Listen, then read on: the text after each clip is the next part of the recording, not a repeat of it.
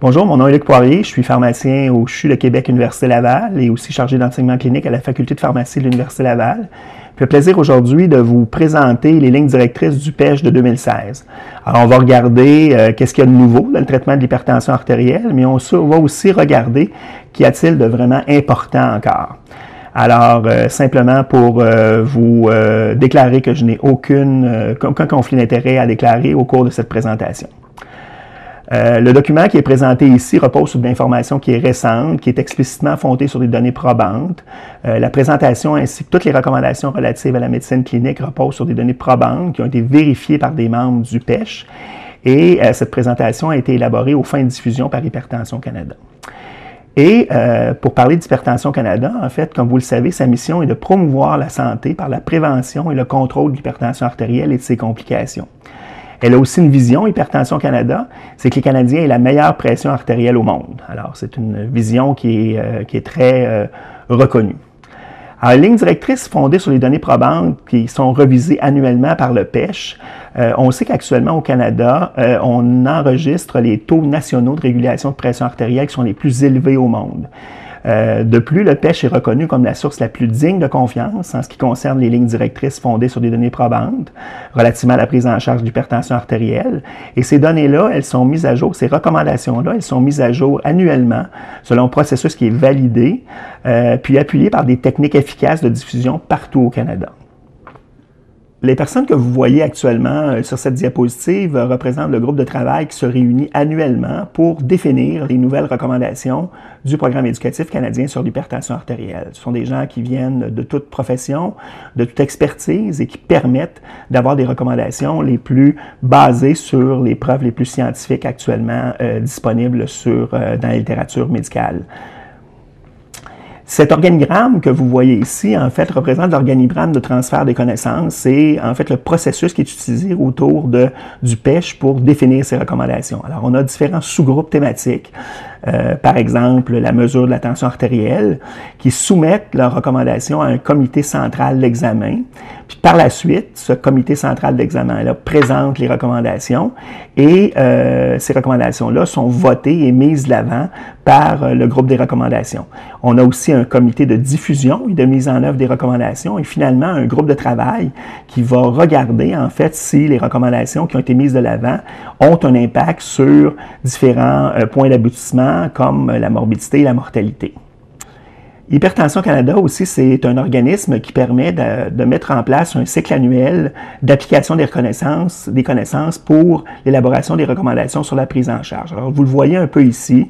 Au début, ce qu'on fait, c'est qu'on évalue les résultats, on met en commun les données administratives nationales et provinciales, on cerne les lacunes, on essaie de découvrir les nouvelles connaissances, on essaie de les adapter au contexte local et régional, on essaie de surmonter aussi les obstacles à l'utilisation des connaissances, puis finalement, permettre d'adapter les outils aux différents membres des équipes interprofessionnelles qui vont appliquer ces recommandations-là.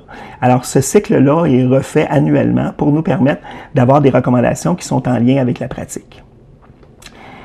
Quelles sont les nouvelles lignes directrices du PECH en 2016? On va les revoir en particulier, mais je vous l'ai dit en général actuellement.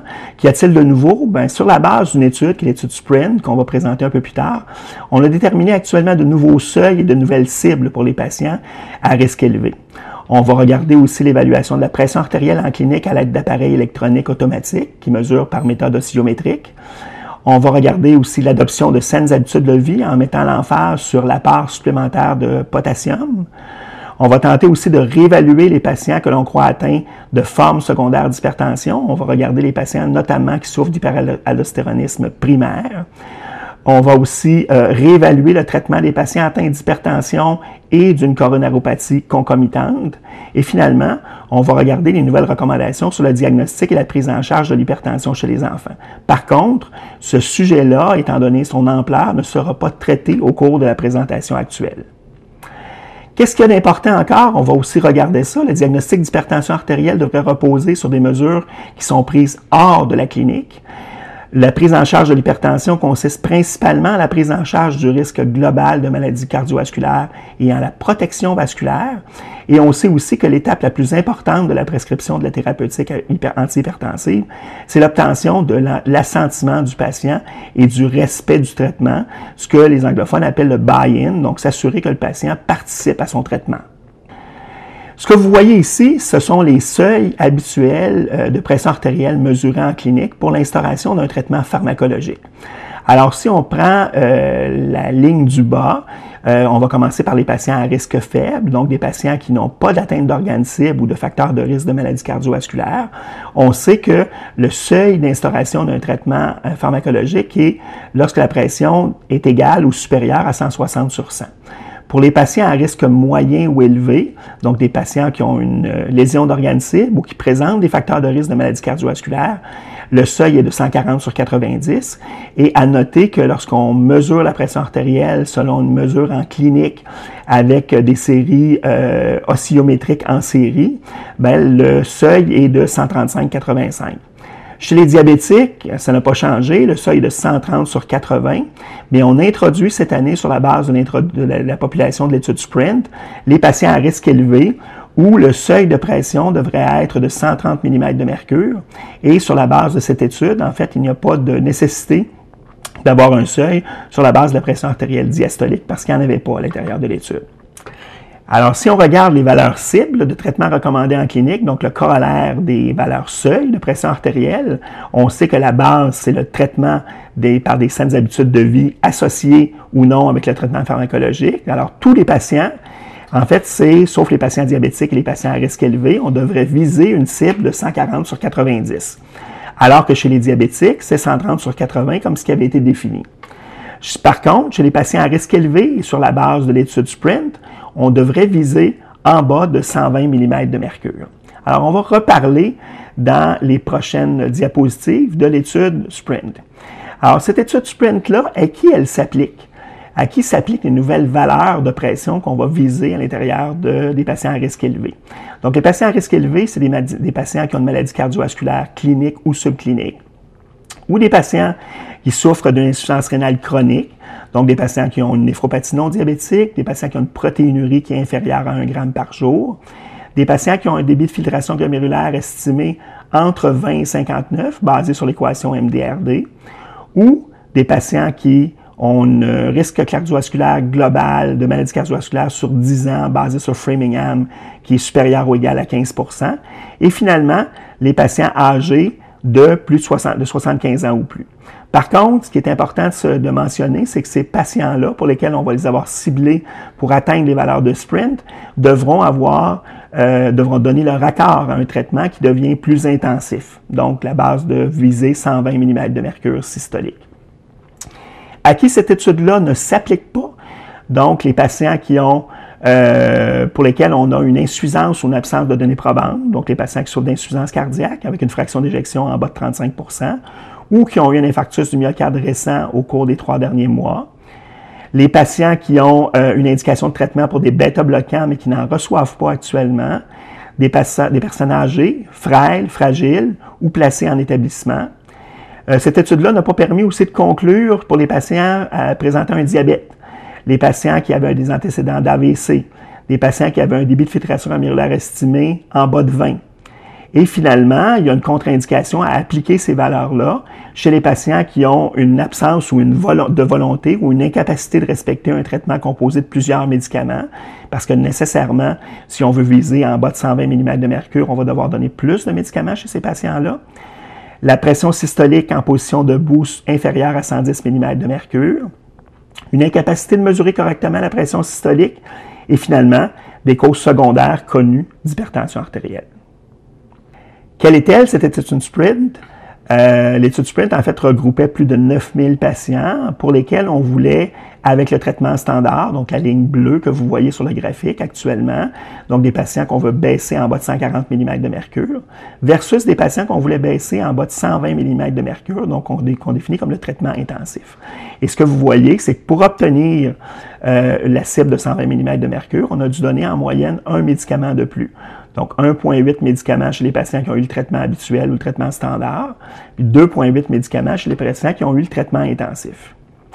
Quand on regarde le point d'aboutissement primaire de ces patients-là, donc les patients qui ont démontré une diminution du rapport de risque significatif à 0,75, donc qui ont démontré moins d'infarctus du myocarde, fatal ou non fatal, moins d'AVC, moins de maladies cardiovasculaires. Donc ces patients-là, on a démontré qu'on devait traiter 61 patients pour prévenir un événement chez ces patients-là. Donc une étude qui est assez probante en termes d'objectifs de mortalité, morbidité.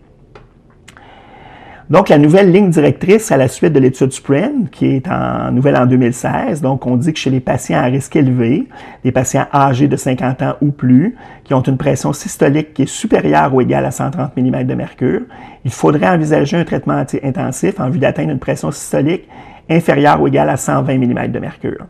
Le traitement intensif devrait reposer sur des mesures de la pression artérielle en clinique oscillométrique en série, on va y revenir un peu plus tard, et il est surtout recommandé de bien choisir les patients en vue du traitement intensif parce que la prudence s'impose dans certains groupes de patients à risque élevé.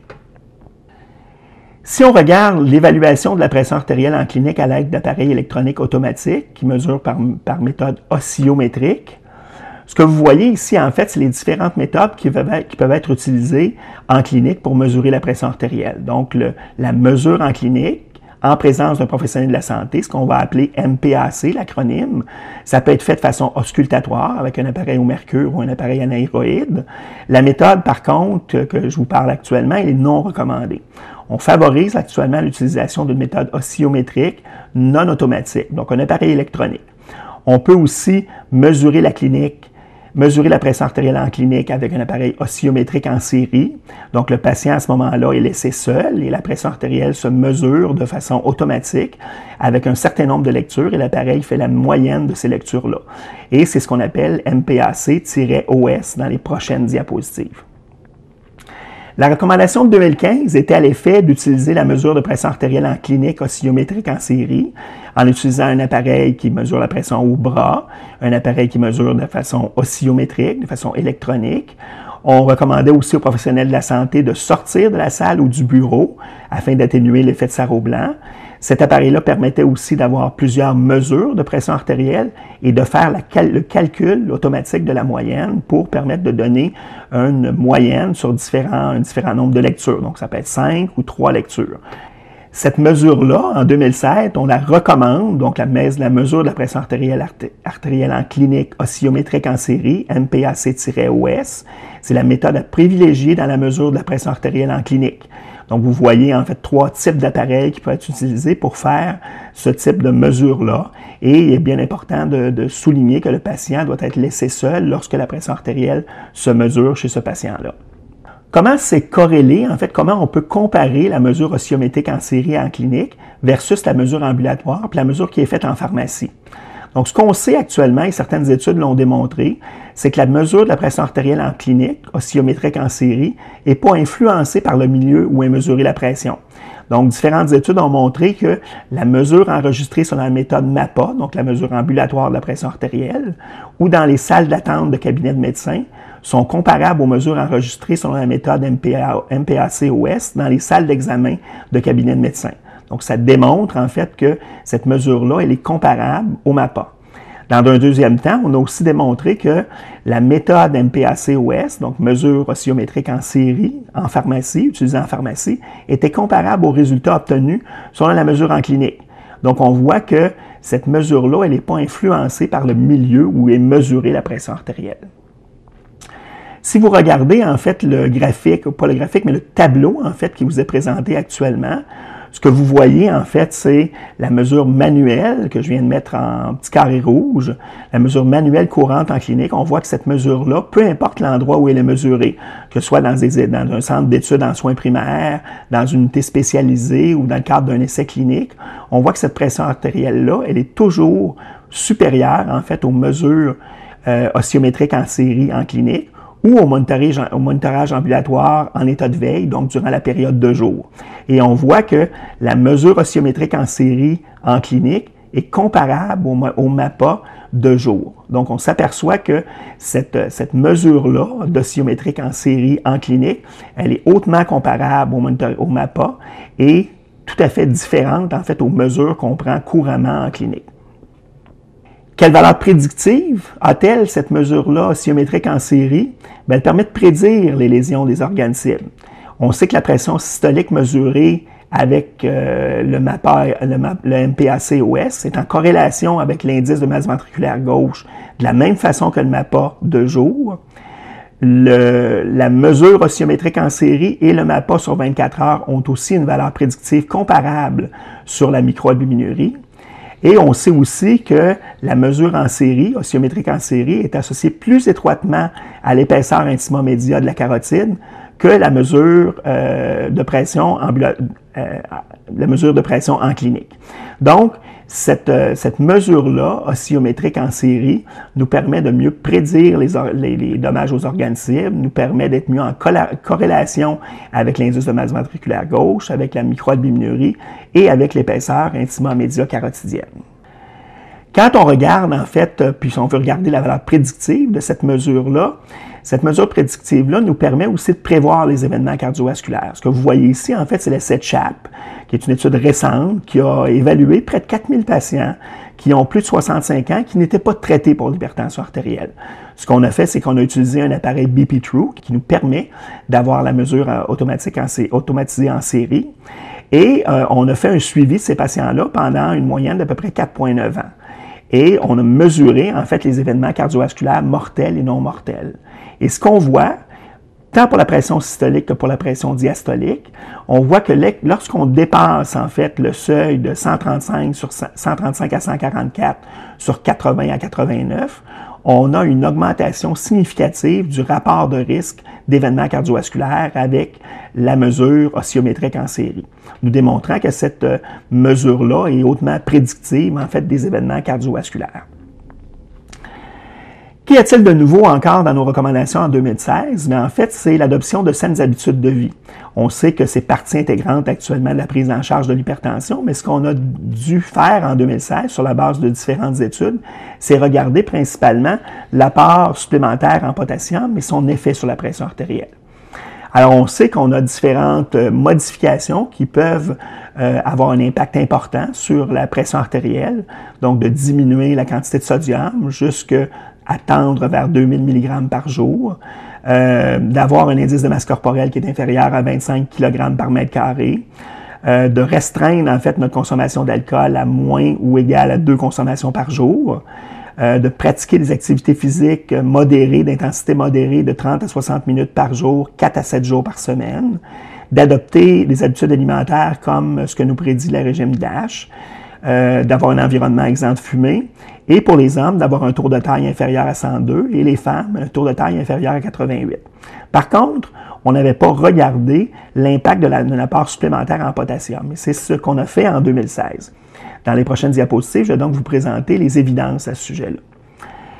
L'apport de potassium, actuellement, il est important chez les patients qui sont non prédisposés à l'hyperkaliémie. Parce qu'on sait que chez les patients qui sont prédisposés à l'hyperkaliémie, il y a un risque à augmenter le potassium. Donc, on sait que l'augmentation de l'apport de potassium pourrait avoir un effet d'abaisser la pression artérielle, et c'est ce qu'on va démontrer. Ce que vous voyez ici, en fait, c'est différentes méta-analyses qui ont été publiées et qui démontrent des effets qui sont plus ou moins importants sur la pression artérielle en fonction de la quantité de potassium qui est consommée chez les patients. Je veux attirer votre attention sur l'étude d'Aburto qui a été publiée en 2013, 22 études cliniques chez les patients hypertendus, non hypertendus et souvent une population mixte. Et on a regardé en fait l'impact de l'augmentation du potassium consommé chez ces patients-là en mesurant le potassium urinaire. Et ce que vous voyez dans cette diapositive-là, et je vais attirer votre attention particulièrement sur la section du bas qui fait état de 17 études chez les patients hypertendus et qui démontre clairement que lorsqu'on augmente l'apport de potassium alimentaire chez les patients, on diminue la pression artérielle chez les patients. On voit dans cette diapositive-là la pression artérielle systolique, une moyenne de 5,3 mm de mercure de diminution qui favorise une augmentation de la consommation ou de l'apport de potassique chez les patients, avec un écart qui entre moins 3,4 et moins 7,2, donc qui est cliniquement et statistiquement significatif. Cet effet d'augmentation du potassium alimentaire est aussi plus important et est aussi augmenté chez les patients lorsqu'on réduit de façon plus importante la quantité de sodium consommée. Alors, ce que vous voyez ici, en fait, dans cette diapositive ou dans ce graphique, vous voyez la quantité de sodium qui est ingérée par les patients. Et quand on regarde le taux de sodium élevé consommé par les patients et la réduction, en fait, du sodium par la diète DASH, on s'aperçoit que l'effet du potassium est plus important chez les patients qui consomment plus de sodium. Donc, en résumé, l'augmentation de l'apport de sodium, ça entraîne une diminution de la pression artérielle. L'effet a été observé le plus souvent chez les personnes hypertendues. Et l'effet du potassium est modifié par l'apport de sodium. L'effet est donc plus marqué à des valeurs initiales élevées de sodium. Par contre, il y a un risque à augmenter l'apport de sodium. Chez certains patients, il y a un risque d'hyperkaliémie qui est clair. Donc, c'est important de repérer les patients qui sont susceptibles de souffrir d'hyperkaliémie lorsqu'on va augmenter leur apport de potassium alimentaire. Donc, avant de conseiller une augmentation de l'apport de potassium chez les patients, il faut évaluer la pertinence de le faire. Il faut effectuer un suivi étroit de ces patients-là parce que certains peuvent être fortement prédisposés à l'hyperkaliémie. Quels sont-ils, ces patients-là qui peuvent être prédisposés? Bien, les patients qui nécessairement prennent des inhibiteurs du système rénine-angiotensin-aldostérone, donc des patients qui prennent des IECA, des ARA, des patients qui prennent des médicaments qui sont susceptibles d'augmenter la kaliémie, donc de causer de l'hyperkaliémie, l'association triméthoprime-sulfaméthoxazole, mais aussi les agents épargneurs de potassium, l'amyloride, le triamtérène, la spironolactone, bien sûr, et des patients qui sont atteints d'une néphropathie chronique, qui ont un DFGE qui est inférieur à 45 ml/min, ou finalement des patients qui ont un taux sérique déjà élevé de potassium, qui est supérieur à 4,5 mmol par litre. Donc, il y a un risque d'augmenter la kaliémie chez ces patients-là et il faut être capable de dépister les patients qui sont susceptibles de présenter de l'hyperkaliémie pour ne pas les soumettre à un risque supérieur. Une chose qui est aussi importante en 2016, c'est de réévaluer, on a essayé de réévaluer les patients que l'on croit atteints de formes secondaires d'hypertension artérielle et on a regardé principalement l'hyperaldostéronisme primaire. Comme vous le savez, chez les patients souffrant d'hyperaldostéronisme primaire et ayant une masse surrénalienne délimitée, chez lesquels la chirurgie est une possibilité, il est recommandé de procéder à un cathétérisme veineux surrénalien afin d'évaluer la provenance latérale de la sécrétion de l'aldostérone. Donc, on veut savoir, en fait, si la sécrétion d'aldostérone vient du même côté que la masse surrénalienne. Donc, le cathétérisme veineux surrénalien ne devrait être effectué que par des équipes expérimentées dans des centres spécialisés et c'est généralement ce qui est effectué.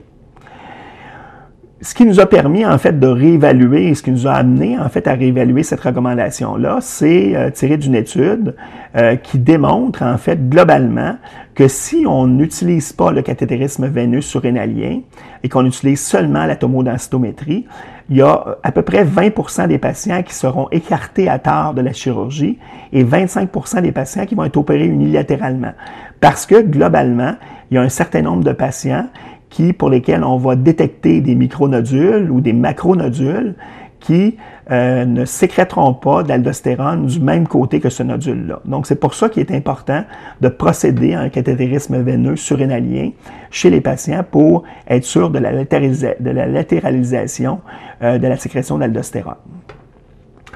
Une autre chose qui est importante en 2016, c'est de regarder, en fait, le traitement des patients atteints d'hypertension, mais aussi d'une coronaropathie en concomitance. L'ancienne recommandation qui avait cours, en fait, avec le PESH, c'était que chez les patients souffrant d'angine stable, il était préférable d'utiliser les bêta-bloquants au départ. On pouvait aussi prescrire des inhibiteurs calciques. Notre nouvelle recommandation en 2016 était l'effet que chez les patients qui sont atteints à la fois d'hypertension et d'angine de poitrine stable, mais qui ne souffrent pas d'insuffisance cardiaque ou qui n'ont pas subi d'infarctus du myocarde ou de pontage coronarien, on peut utiliser au départ soit les bêta-bloquants, soit les IECA. Donc, les bêta-bloquants ne sont pas le seul choix de première ligne. Il y a différentes études qui ont démontré en fait une équivalence à utiliser les bêta-bloqueurs et les inhibiteurs calciques, les antagonistes du calcium, dans le traitement des coronariopathie. Ce que vous voyez ici, en fait, c'est l'essai Tibet. Dans l'essai Tibet qui a été publié en 1996, une étude qui n'est pas très récente, mais qui démontrait que lorsqu'on comparait les patients, le traitement des patients avec un bêta-bloqueur qui était l'athénolol versus la nifedipine, SR à ce moment-là, versus le combo, on ne réussissait pas à trouver de différence significative entre les deux groupes de traitement. Donc, le groupe de traitement traité avec le BCC versus le groupe de traitement traité avec les bêta-bloquants. Et ça, c'était tant pour les points d'aboutissement qu'on qualifie de durs, donc mortalité, infarctus du myocarde, que ceux qui traitent plus de maladies cardiovasculaires. Dans l'essai Abscis, une étude qui a été publiée un peu plus tard, en 2006, on a comparé dans ce cas-là le métoprolol comme bêta-bloqueur et le verapamil comme bloquant calcique. Et on a aussi démontré aucune différence entre les deux groupes, tant sur les événements cardiovasculaires, sur la mortalité par maladie cardiovasculaire ou sur les événements non mortels. Encore un peu plus récemment, en 2003, on a regardé les résultats de l'étude INVEST, une très grande étude, 22 000 patients atteints d'hypertension ou d'une coronariopathie. Et ce qu'on voulait voir, en fait, c'est comparer deux stratégies de traitement. Une stratégie de traitement qui, à la base, utilisait un IECA avec un diurétique, auquel on rajoutait ou non un antagoniste du calcium, qui était le verapamil, ou un bêta-bloqueur qui était l'athénolol.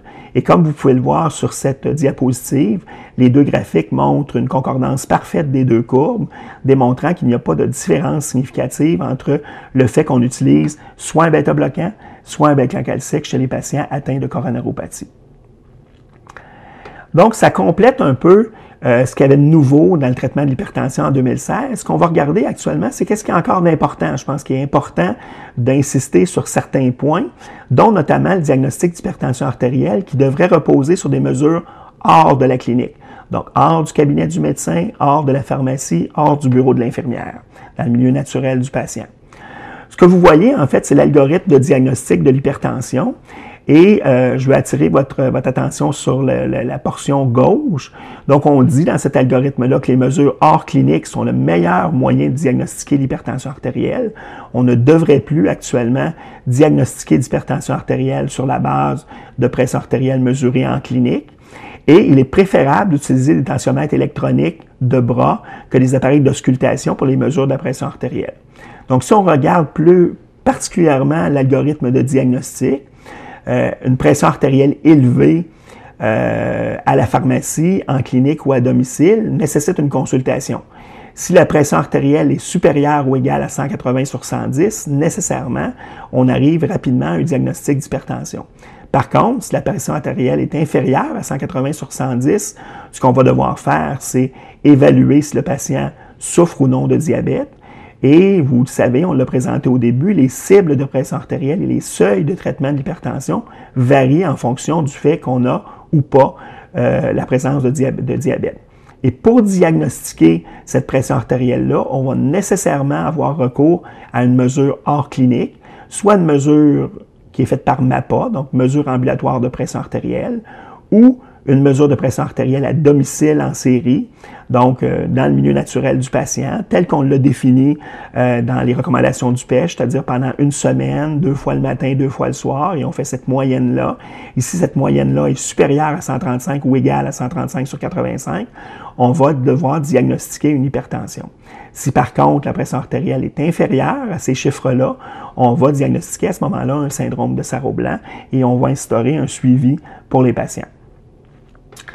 Alors, la mesure de la pression artérielle hors de la clinique, bien, on sait que le MAPA, donc la mesure ambulatoire de la pression artérielle, ça a une valeur prédictive qui est meilleure que la mesure de la pression artérielle en clinique. Et c'est la méthode recommandée pour les mesures de la pression artérielle hors clinique. Par contre, la mesure de la pression artérielle à domicile, ça a une valeur prédictive, on le sait, meilleure que la mesure en clinique. C'est aussi la méthode qui est recommandée lorsque le MAPA n'est pas toléré, lorsqu'il n'est pas facilement ou rapidement disponible, ou encore si le patient préfère ce premier moyen. Et on sait que les mesures hors clinique nous permettent de détecter le syndrome de Sarreau-Blanc ou l'hypertension masquée. Donc, En premier lieu, on recommande le MAPA comme meilleure méthode pour diagnostiquer l'hypertension artérielle hors de la clinique. Et en deuxième intention, si la méthode n'est pas tolérée ou facilement disponible, on peut utiliser la mesure de pression artérielle à domicile. Ce que vous pouvez voir ici, en fait, c'est la corrélation entre certains marqueurs, en fait, prédictifs de lésions d'organes cibles avec la mesure hors clinique. On s'aperçoit que lorsqu'on regarde pour l'hypertrophie ventriculaire gauche, dans le panneau de gauche, que ce soit pour la pression artérielle systolique ou diastolique, on s'aperçoit que le MAPA, donc la mesure ambulatoire, et la mesure à domicile sont des meilleurs prédicteurs d'hypertrophie ventriculaire gauche que la mesure en clinique. Et c'est la même chose pour le taux d'excrétion d'albumine, où on remarque très bien que la mesure en clinique est une mesure qui est inférieure en termes d'indices ou en termes de facteurs prédictifs de lésions des organes cibles chez les patients. Qu'est-ce qui est encore d'important? Mais ce qu'on sait, c'est que la prise en charge de l'hypertension consiste principalement à la prise en charge du risque global de maladies cardiovasculaires, puis dans la protection vasculaire des patients. On sait actuellement que 8 patients sur 10, 8 hypertendus sur 10 ont au moins un autre facteur de risque cardiovasculaire. Donc, les patients ont toujours, ou presque toujours, un facteur de risque additionnel de mesure de leur pression artérielle. Et c'est important, et ça, l'étude Check-up de Stephen Grover l'a très bien démontré, c'est important de discuter avec le patient du risque de maladie coronarienne sur l'atteinte des cibles de pression artérielle. Ce que vous voyez ici, en fait, dans le panneau de gauche du graphique, vous voyez que chez les patients qui ont eu un counseling de leur risque de maladie coronarienne, on a un meilleur succès sur la baisse de pression artérielle. Et de la même façon, on expose les patients à un risque d'être traités de façon plus intensive. Donc, lorsqu'on leur parle de leur risque cardiovasculaire. De la même façon, il y a certaines études qui ont démontré aussi que de parler de l'âge cardio-métabolique du patient, de parler de son âge cardiovasculaire est plus parlant pour le patient et va l'amener à faire plus de changements que de parler de leur risque cardiovasculaire en termes de pourcentage, qui souvent ne veut pas dire grand-chose pour le patient. Une autre chose qui est importante dans la protection vasculaire, c'est l'utilisation des statines. Il y a une étude qui a été faite il y a plusieurs années, qui s'appelle l'étude ASCOT, LLA, qui a été publiée en 2003, et qui a démontré que lorsque le patient souffrait d'une maladie athérosclérotique avérée ou qui avait 3 facteurs de risque additionnels à son hypertension artérielle, donc exemple, un homme de plus de 55 ans qui fume, on devrait utiliser une statine chez ces patients-là de façon indépendante de son profil lipidique. Et ça a très bien démontré qu'on pouvait améliorer la protection vasculaire chez ces patients-là. Une chose qui est aussi importante à considérer, c'est l'utilisation d'aspirine chez les patients hypertendus. Donc, l'aspirine à faible dose est actuellement recommandée chez les patients hypertendus qui ont 50 ans et plus, parce que on a démontré certains bénéfices en termes de protection vasculaire chez ces patients-là. Par contre, chez les patients qui ont une pression artérielle qui est non stabilisée en raison du risque hémorragique associé à l'aspirine, il est important de faire preuve de prudence chez ces patients-là.